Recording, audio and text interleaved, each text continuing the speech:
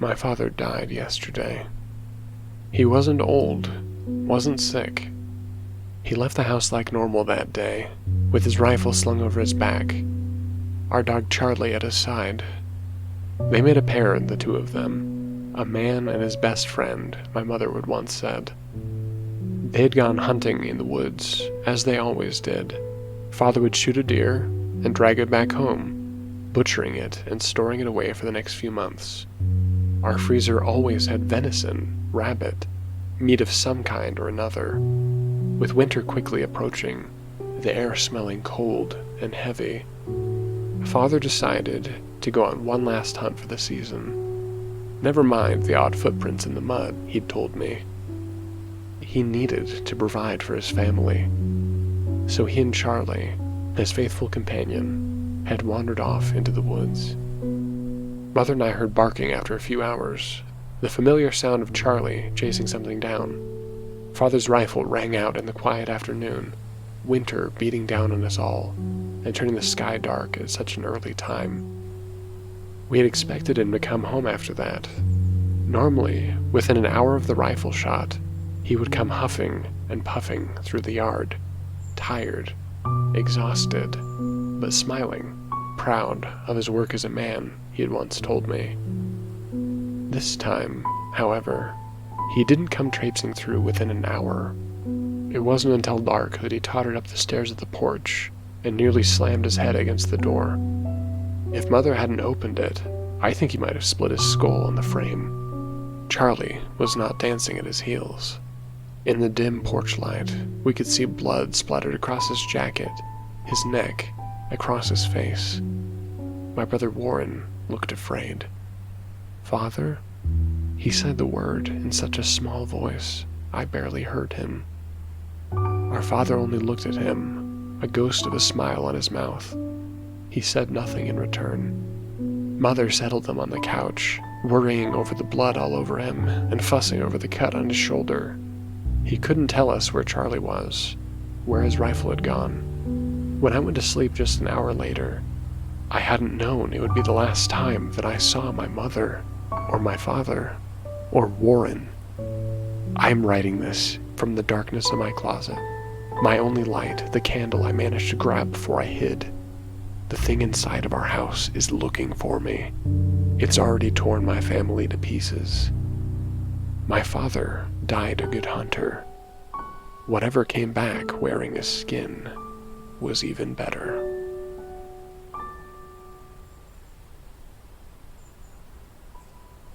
The Not Deer.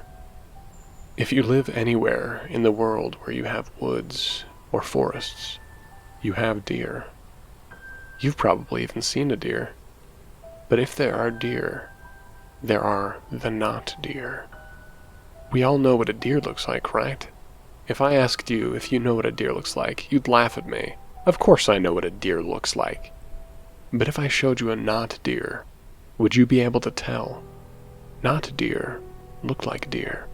Sort of. A little. A not deer is like if I asked you right now to draw a deer. See, our brains are good at pattern and shape recognition. We're designed to do that. Some biological trick to help us. So at first glance at your drawing, at your deer, it will look like a deer. Not deer are the same. But if you look a little longer, you'll notice things. Deer necks don't quite twist like that. They're not quite that long. The legs are usually the next thing you'll notice. Too spindly and long. Really, they almost look like twigs, like something using something else as stilts. Deer don't usually watch so intently either. Deer teeth aren't quite so white. Deer spots aren't quite so perfectly symmetrical. The limbs aren't quite right, like what would happen if all the bones went backwards. They don't walk like that either, a mechanical, jerky stutter, like an ill-fitting suit, a puppet. If you see a not deer, you will think it is a deer, unless you look a bit closer, but I wouldn't advise you look too long. You won't want to look too long. Deer are a good disguise. They're harmless and timid. Not deer, however, are not. Not deer look like deer, but deer don't look anything like that. A crow's gift. Birds are incredibly smart. Did you know that? Especially crows. They can catch on to things faster than most animals, actually. They make mistakes too, though, just like you and I. Moving to a new town can be stressful, and I needed a change in scenery, not to mention to get away from my horrible ex. The country sounded quiet, and my parents owned a vacation home upstate. With little thought into what I was going to do, I quit my job and packed my measly belongings to live upstate until I could figure out my next plan. The first few days were easy, quiet. I loved the trees and the grass and the hills. You don't get to see those in the city. The animals could be loud, but I enjoyed listening to the howling wolves and chattering squirrels. They broke up the silence that I wasn't used to hearing. On my first day in the house, I was making popcorn to eat during the movie I planned to watch on the porch. I brought the bowl and my laptop and pulled the blanket around my body. It was only 2 minutes later that the smell of freshly made popcorn attracted, of all things, a crow with the blackest feathers I'd ever seen. The crow stood and watched me for a moment. His beady eyes examined me and my snack, as if deciding if a bum rush in the bowl would be successful. Before the bird could decide what to do, I grabbed a small handful of popcorn and tossed it onto the ground near him. Without hesitation, he started pecking at the popcorn. In no time at all, the ground was clean again. The crow looked at the bowl, and I couldn't help but laugh at its greediness. I tossed another handful, and the crow happily devoured it before taking off and flying towards the woods.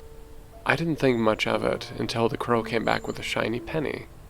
It placed it at my feet, and then took a few bouncing steps backwards. I'd heard of crows bringing gifts to humans they like, but I didn't think I'd get to see it firsthand. After a moment, the crow took off again, and I pocketed the penny. I figured it might have been good luck. The movie finished, I closed my laptop and went back inside. Every time I decided to watch a movie on the porch after that, the same crow would come and get its portion of whatever snack I was eating. In return, it would bring me a small token of gratitude. Shiny coins, tiny toys lost and forgotten by children. It even brought me a $5 bill at one point. I gave him a little extra the day after that. It made me laugh seeing the crow paying for its snack. Soon enough, the other crows caught on too. When I'd come outside, the porch would be littered with small gifts. It became a habit to throw some food outside for my crows, then pick up all the surprises afterward. One day, almost 6 weeks into living there, I tossed the usual handful of birdseed out my window. It was easier than making popcorn every time. They all ate it happily, and I waited until they were gone to get my loot for the day. Amongst the normal gifts of pennies and candy wrappers was a single molar. It sat with the rest of the small items, and I figured someone had simply lost a tooth. That is, until the crows started bringing more. Soon, my porch was littered with human teeth, the bones decaying at various rates.